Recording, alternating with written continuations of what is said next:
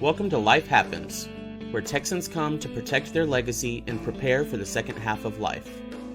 Join your host, Attorney Kim Hegwood of Your Legacy Legal Care, and our weekly guest as we navigate the challenges that emerge as life happens. Now here's your host, Kim Hegwood. Good morning and welcome to Life Happens with me, Kim Hegwood, and our very special guests today are Tom and Karen Brenner. Brenner. Good morning. Good morning. Good morning. And so it's like I'm looking at it and then missing it totally. And so, It happens. it's still early. But today with you guys, we're going to talk about caregiving with the Montessori Method. And I know, my first thought was Montessori, that's what we do with our little preschoolers.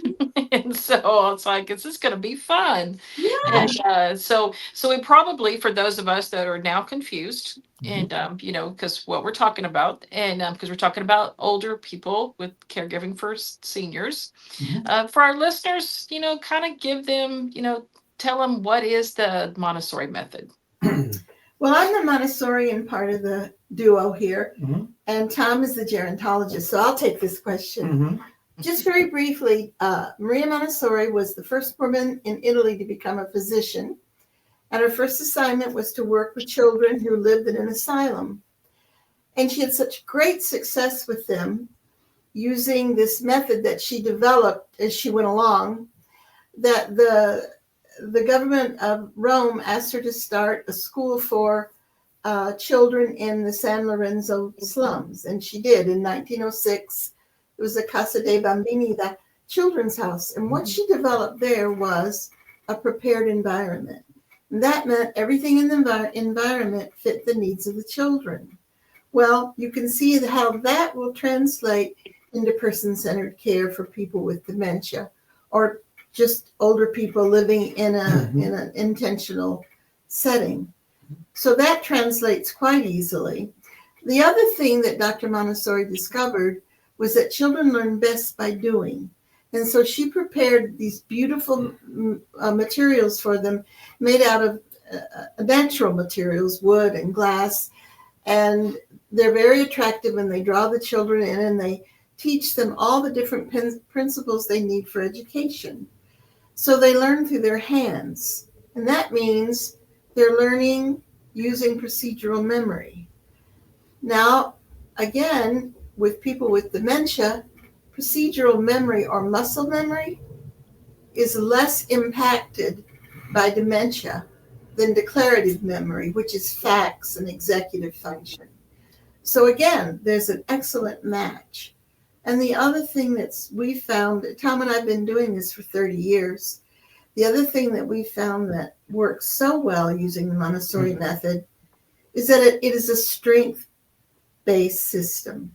So we look for the strengths and the abilities of children, and then we also look for that in older people. And we always find something, even with a person who's far along in their dementia journey, we find something that is special to them. Maybe they have a wonderful smile, or they can still sing beautifully.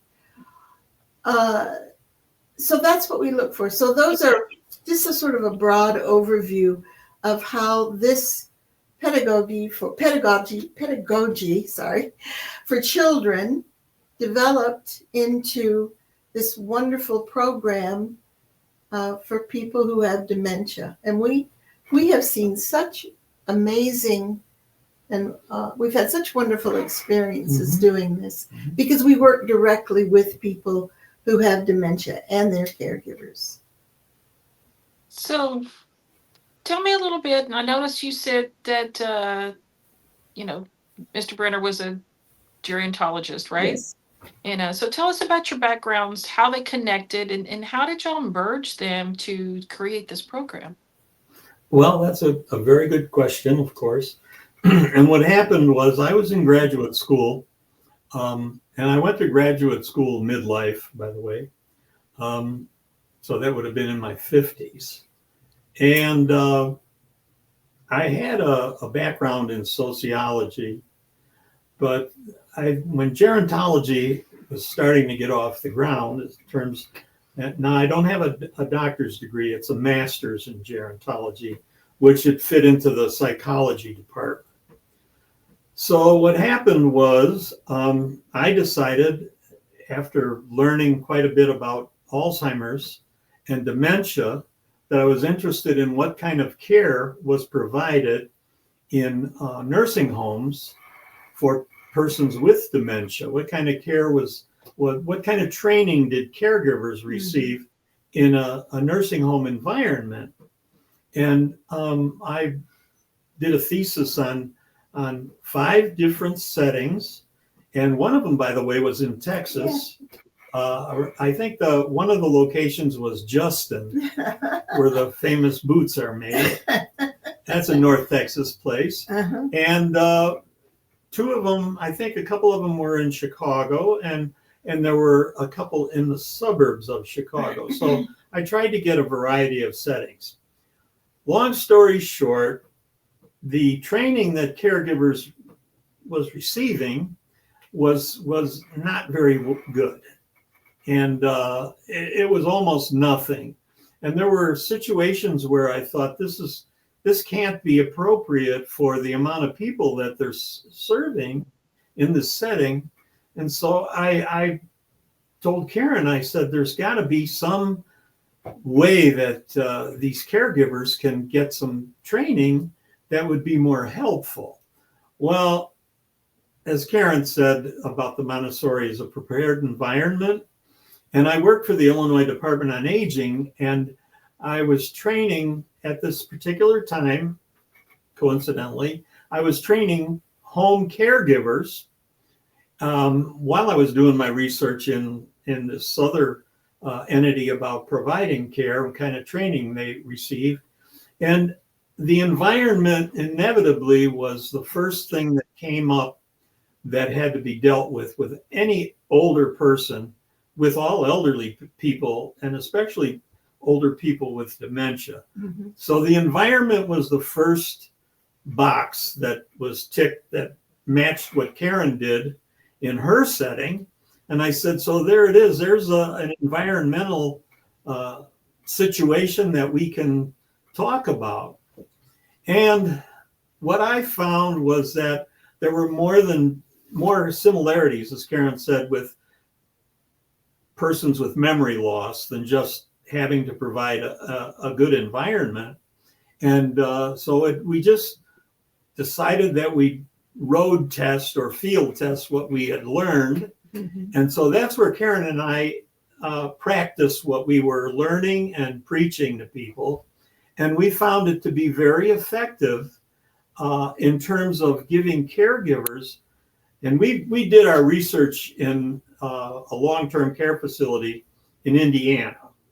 It was Presbyterian Homes, which as an entity, they do provide really great care for people in their care.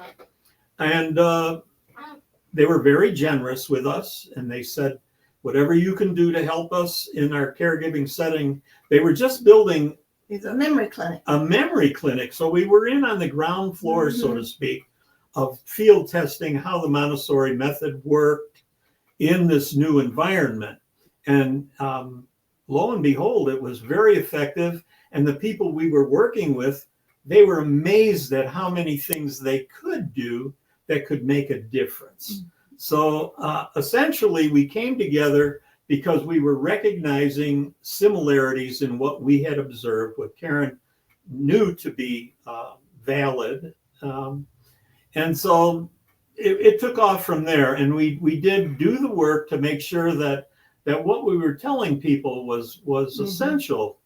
And we saw some amazing situations where if we just started with the concept of the Montessori method addressing itself to not just fact-based but procedural memory.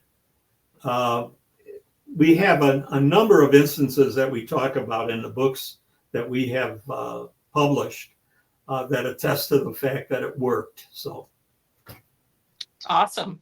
And Yeah. So you say that your approach to dementia is positive. Why do you say that? Well,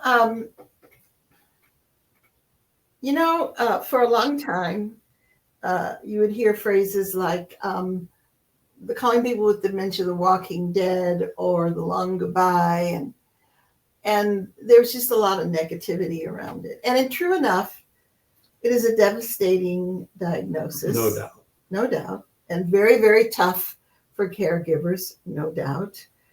But we have found in our work, and sometimes to our great surprise, there are wonderful moments to be shared. And also in the Montessori Method, Dr. Montessori wanted teachers to be positive with the children. And it seems very simple, but yet it's really hard to do in the beginning. For example, instead of saying to a child, don't run, say, please walk. So you take, instead of saying be quiet, or stop shouting, you say, can you use your quiet voice? It seems very simple, but it's hard to do. Very difficult. It's the same thing working with older people, and to try and use positive language with them. And also to be very respectful of where they are. And we do not believe in the, what was it called, Tom? The fib, it was called the therapeutic fib, where you pretend. A way of managing a situation that you didn't understand, really. Yeah. When you were given an incident where a particular person kept asking the same question over and over again. And so we came up with a couple of different approaches to that. And it wasn't just making something out of thin air. It wasn't lying to people. Yeah. Fibbing. Let's say okay. fibbing. All right, fibbing.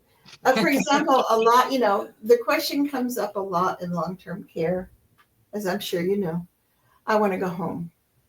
So instead of the fib saying, oh, you can go home soon, we say to them, tell us about your home. And we get them talking. Or someone might say, I need to see my son. He's only 4 years old and he's all alone. Well, we know her son is a 60-year-old fireman. So we would say, tell us about your son. So this is our positive approach. We don't misinform people. We don't treat them as though they're stupid. They're not stupid. They have dementia. So we treat them with the respect. We listen devoutly, which is very important. And these are all Montessori principles. We just use them with older people. So in both your books, you write about the importance of putting something meaningful in a person's hands. Can you explain why this is important?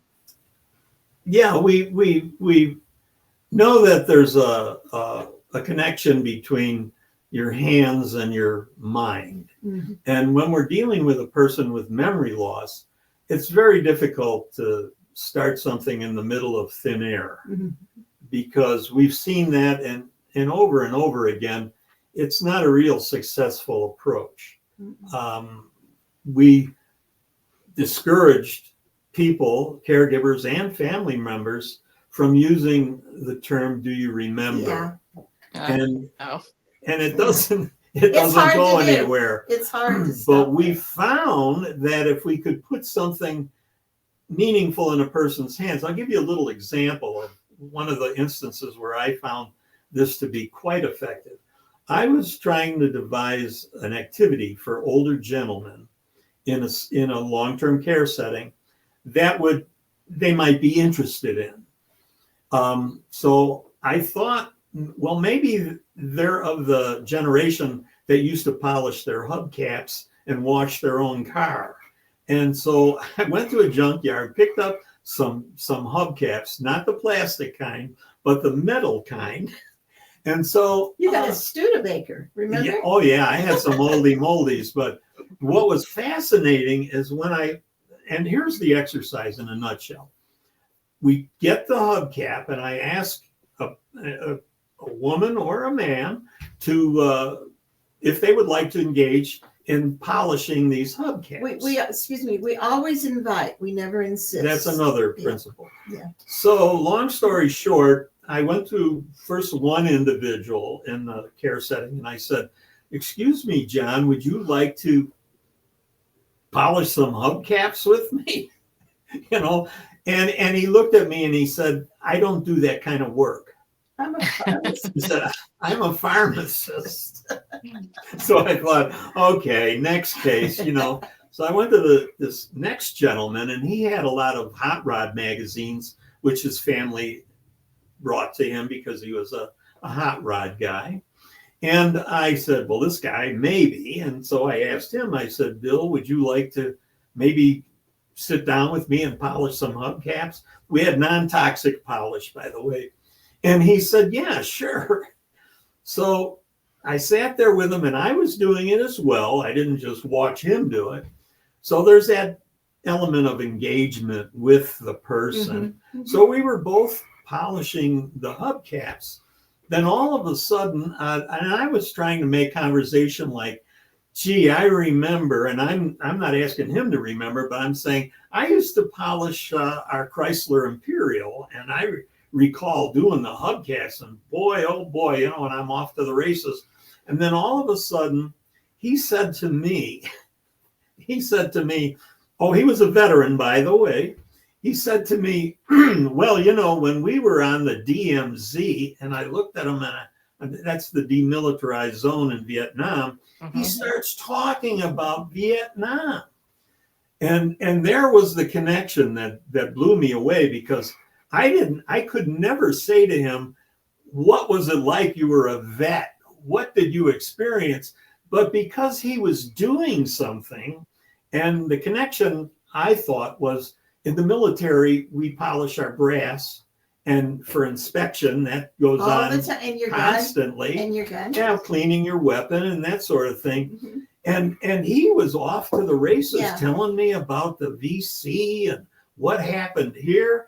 And it didn't last real long, but I think it was about 15 or 20 minutes That's of pretty his long. recollection about something I had no idea was going to come up. I thought we'd talk about automobiles, old cars, you know, this sort of thing, 57 Chevys. No, it took us to another place.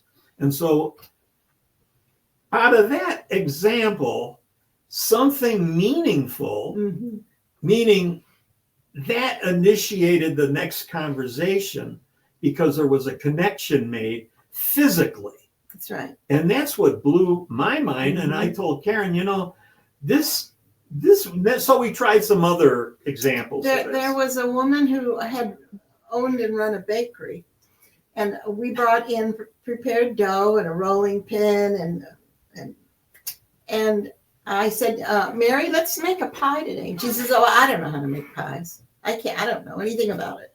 So I took out the dough and I started rolling the pie dough out. I said, "Would you like a little turn?" She said, "Well, okay, but I don't know how to do it." Well, she rolled that pie dough out, and all of a sudden she made a whole blueberry pie, and she even made a lattice. Nice. And she talked about it. And she started talking about this life in this small town and how she ran the bakery. So in the beginning, she said she didn't know how to didn't know anything about making pies, and then she made one. So That's fabulous. It really was, because then we could do other things, and we did. And we've had people, when we give them something to do with their hands, a gentleman would say to us, like, "What is the point? Why am I doing this? Why am I doing this?" And then they would do something spectacular that they didn't even think they could do, and they did it. And the example in this case was I had matching pairs of wood. Small squares. And the company that made them went out of business, unfortunately, but they were matching squares of wood, of all different kinds of wood. And this gentleman, the exercise was, can you match these woods? Well, this guy did it in a matter of 10 minutes, but he did it. But here he is with memory loss, but he's doing this. And this was a men's group. And then they started talking about the trees they had to clear for their farms, Or they started talking about the Woodstock on their weapons in World War II. Okay. You know, this But was, it just started with that. That's why we said, well, if we didn't put something like wood, a natural material, in their hands, how would we have got any of this started? Disengage. Because see, our program is all about engagement. It's about reaching them, and it doesn't matter if we reach them for 5 minutes or 20 minutes or an hour, and it makes their day better, their caregiver's day better, our day better. Because we really want people to focus on what they can do with a loved one. That's right. Not what they can't do or what the loved one can't remember. We want them to know. And, you know, there's been a number of books that were written. One in particular, I'm Still Here. You know, I didn't go anywhere. I just can't remember anything, you know. And so we figure that this is a vital tool for, if you have a loved one, and I know there's a great deal of sadness when they don't recognize you or you're associated with a family member that you are not. And we know there's a great deal of that upset, but still we've seen some pretty great things when a person finds a common denominator with their loved one, that they can just interact with them and not talk about what they don't remember. So our central question that we ask is, can a person still be who they are if they don't remember who they were? And that sounds like a real puzzling thing. But we found that yes, they can't. They are who they are. They're still there. It's there. And what I found out too is that caregivers really need this kind of support. They do. The programs that are addressing the caregiving needs are so vital to all of us. And I said often, this is one of the great things that has to be achieved in mankind is the art of caregiving. Yeah. Because if we don't learn how to care for each other, we're really not going to make it too far. So everyone wants to know how to do a better job. And so Karen and I feel very grateful and blessed in a lot of ways to say, hey, you know, we have just another tool here that y'all should think about. And there's no complete answer to this, except we have to focus on what we can do, not just focus on how to cure something. It's how to care. It's how to be able to enrich a person's life, whatever life is there, as long as we can. So again, we're trying to change the focus. And the cure is fine. And we know there's a number of inhibitors that are supposed to allow you to sustain your cognitive function longer. And even some of that has been brought into question because of the trials may not be all that conclusive. So this is something, it's non-pharmacological. There's no drugs involved. That's a good thing. We don't care if a person's on a medication. It doesn't even bother us. We don't want to know, you know, because we interact with the person where they're at. Yeah, we meet them where they are at. So if they're on a journey that's kind of rough, whether they had some medication, we try to bring them down or settle them down.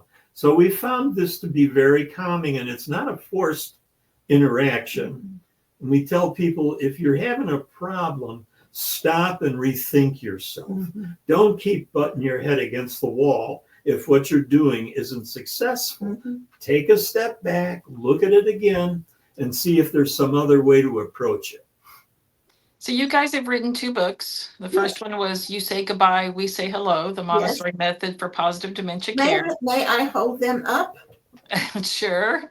And the second one is the Montessori Method for Connecting to People with Dementia, that creative guide to communication and engagement in dementia care. Where do people find your books? On Amazon or Barnes and Noble, or there's several places, but you know, you can get them on Amazon. And so This has been great. So tell our listeners how they find you, because I'd really like for them to get some more education from you guys, because I think what you're doing sounds so helpful. Thank you, Kim. Well, you have. I think you have our email up on the screen and our phone number and our website. So there they are. Yeah, and we would love to connect with people and share more of what we've done and what we're still learning. Right now, we're volunteering at a cloistered convent with some nuns who have dementia. And I think we're probably the only ones doing it. And it has been fascinating. So as I say, we are still learning. We are still being amazed. And we're working with one nun who's 102 years old who corrects us. she doesn't remember us, but she knows when we're wrong. She was probably a teacher in Catholic school at one time. So Absolutely. You bet. Yes. That has to be the background. That's right. All right, guys. So for our listeners, your email is T&K Brenner, right? TANDK Brenner at gmail.com. That's Phone right. number 773-318-4691. And the best thing is BrennerPathways.org is your website, and we encourage everybody to go out and get some great information. Well, thank you so much, and thank you for your work. Yeah, Kim, we appreciate what you do. It's yes, wonderful. We need to have advocates. Yes, we do. Well, I'm a huge proponent for taking care of caregivers, so definitely. This helps immensely. And thank you guys for being on the show today. We look forward to having you on again soon. Okay, thanks, Kim. Take care. Bye-bye, Kim. Happy New Year. Yeah, bye. Thanks for tuning in to this week's episode of Life Happens with Kim Hegwood. Be sure to tune in every Thursday at 10 a.m. wherever you listen to your podcast as we navigate through the challenges that emerge as life happens. The content of this podcast does not establish an attorney-client relationship or constitute attorney-client privilege, legal, medical, financial, or any other professional advice.